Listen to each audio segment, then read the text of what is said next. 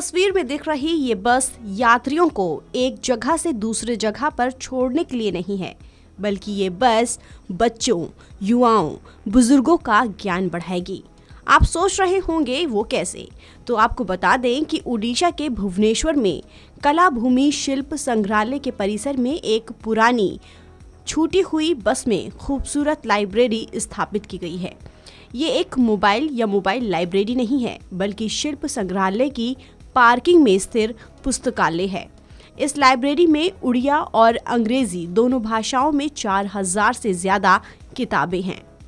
Library को बनाने के लिए सीटों को हटाकर एक तरफ सामान के रैक के साथ एक किताबों की अलमारी बनाई गई है। दूसरी ओर पाठकों की सुविधा के लिए एक लंबी बेंच बनाई गई है। बच्चे फर्श पर बिस्तर पर बैठ सकते हैं। बस के अनुभव को बनाए रखने के लिए बस के पीछे की सीटों को पंक्ति बंद किया गया है। इसी तरह ड्राइवर की कुर्सी और स्टीयरिंग व्हील पाठकों के लिए एक मजेदार सेल्फी पॉइंट के रूप में है। इस लाइब्रेरी में बच्चों और बड़ों दोनों के लिए किताबें हैं, लेकिन बच्चों पर खास ध्यान दिया गया है। We have been focusing on youngsters, children and young people. See, we are going away from books, and I am not very Puritan in terms of how you access reading material, but we cannot escape the reading habit. Because see, I also coach young people when they are, preparing for their careers, and I see how much everyone you have already done, got your degrees that you want to now do an MBA or anything. Any aspirational job, or program requires test your reading capabilities, because that is a foundational skill.